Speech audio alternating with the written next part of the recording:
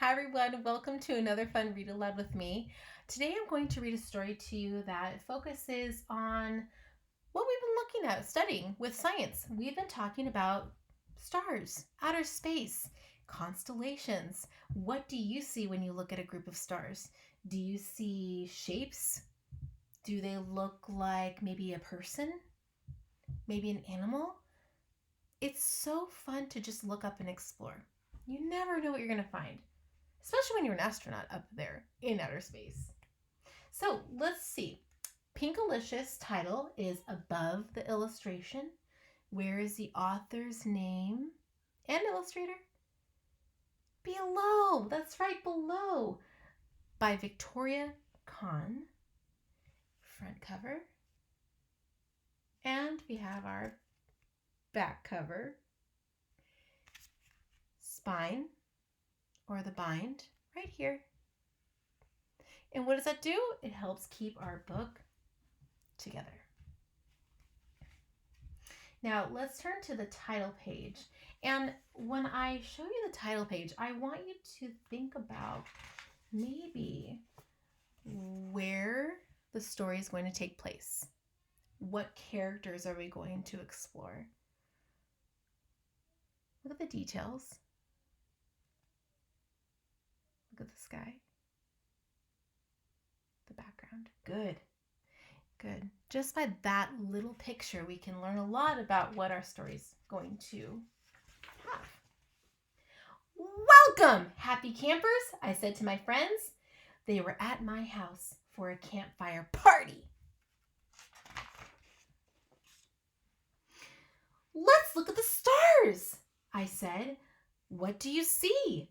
I see the Big Dipper, said Allison. I see a dragon, Peter said. The wind began to blow. I can feel the dragon's breath, Molly said with a giggle. Now, when I read sentences like, I see a dragon, what did you notice about my voice? That's right, it went pretty loud, it went higher.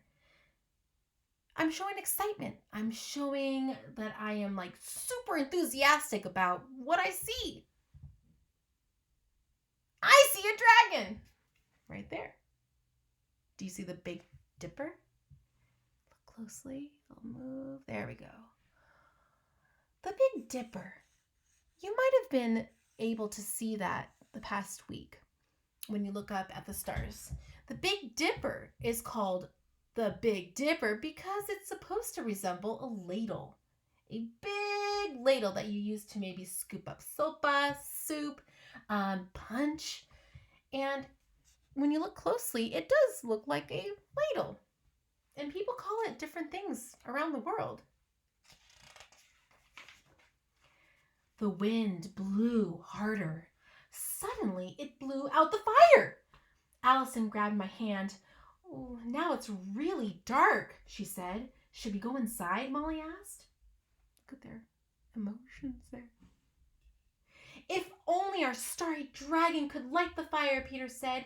He can't, I said. But I know a dragon who can.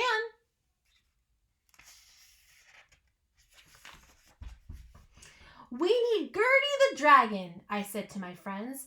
How do we find her? Peter asked. Well, we have to visualize her, I said. Then she'll appear. Ooh, there's that word visualize. We've used so many times in class. What do we do when we visualize? We can close our eyes and imagine. Let's see what they do. Okay, we closed our eyes. Okay. Oh, I can picture her. She is big and pink, Molly said. She's flying through the stars, Allison said. And over the moon, said Peter. Ooh, moon. It's a good thing I wore my moon earrings today. And my star bracelet. Hello, said a voice. It was our pink-a-tastic dragon friend. We did it, Peter gasped. Hooray, Molly cheered. Welcome to our campfire, Allison said. Oh, I love campfires, Gertie said. But where's the fire? The wind blew it out, I Can you relight it? Can you relight it? What happened to my voice? That's right, it went sort of high pitched. I'm asking a question. I'm showing curiosity. I want to have an answer. Gertie breathed a big flame. Thanks, Molly said. Ooh, now we can tell campfire stories, Allison said. Let's play the story game, I said. What's that? Peter asked. We tell a story all together, I explained. We each take a turn adding a line. Everybody, do you remember that? We've done that in class. Our circle where we started a sentence and we moved along and everybody contributed a sentence to make this amazing story. Wow, that's a great idea. I miss doing that with you. I'll start, Molly said. It was a dark and stormy night, she said in her spookiest voice. The trees creaked, Peter continued. The thunder got louder, Allison said, and louder until boom! I shouted. Ah! Gertie screamed. She flapped her wings so hard that she snuffed out the fire. What do you think that is? Yes, that is her blowing wind and blowing out the fire. Oh, not quite movement, maybe a little, but it's showing stress. It's showing scared. What an interesting detail in an illustration. But you do see some movement here. That means her wings are moving. Good. Oops, Gertie squeaked. Scary stories scare me. Dragons get scared? Peter asked. Everyone gets scared sometimes, Gertie said. It's true, everyone does.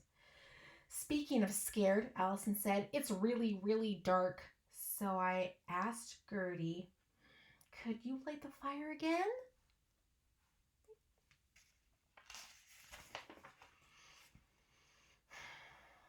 Let's take a look at Gertie's body language right here. Do you think Gertie is emotionally able to help right now? She's sort of hiding, closed in. Maybe not. Let's find out. Gertie breathed deeply, but no flames came out. I'm sorry, she said. I'm too scared to breathe fire. My mom gives me a bear hug when I get scared, Allison said. Maybe Gertie needs a dragon hug, Molly said. Great idea, I said. Ooh, a big dragon hug. Here it comes. We gave Gertie a big hug. Do you feel better? I asked. I feel very loved, Gertie said. She took a deep breath. No flames came out. I guess I'm still a bit scared, Gertie said. Suddenly, I heard a rumble. Is that thunder? Molly asked. Is that wind? Peter asked. No, Allison said. It's Gertie's tummy. Yeah, I get hungry when I'm scared, Gertie said. Don't worry, I said. I have the perfect dragon food. Let's think back. Do you remember what food they had in the beginning of the story?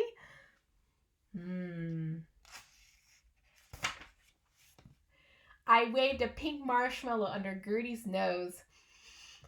She's using her sense of smell. Her nose twitched. Ooh, I wish we had a fire to roast these marshmallows, Peter said loudly. Marshmallows? Look at that word. Whoa! That is such a long word. Let's count the letters. Are you ready? Here we go.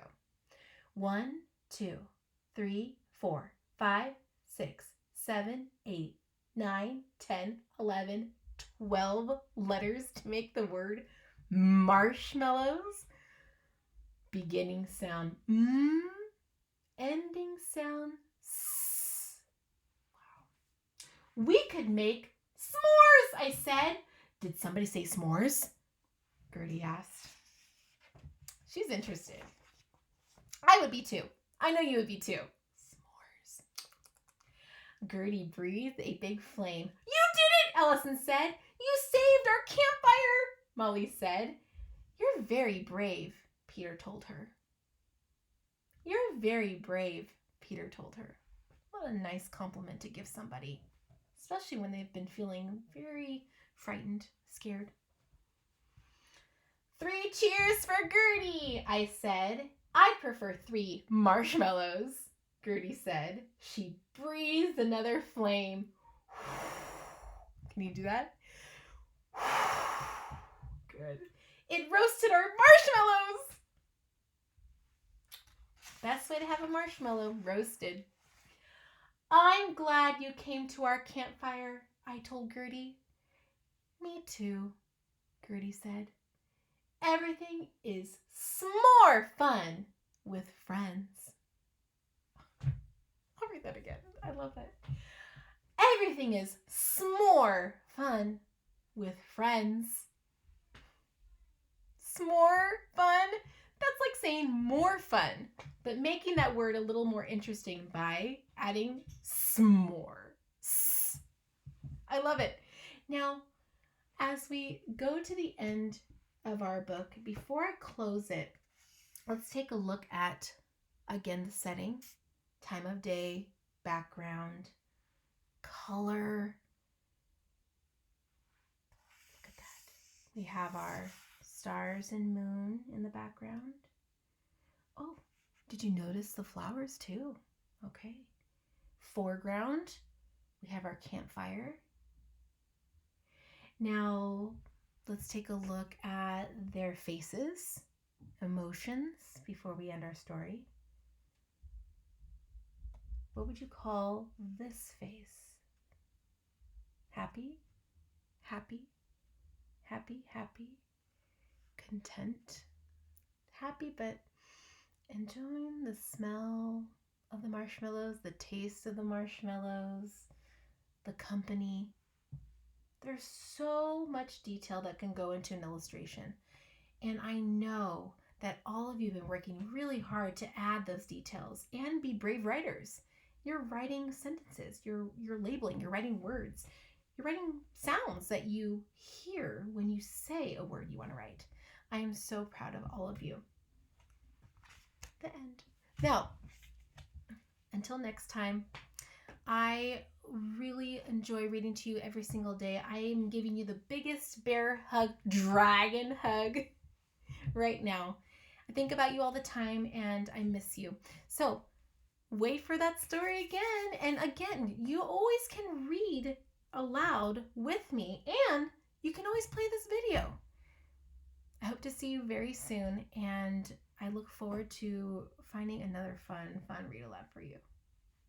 Bye.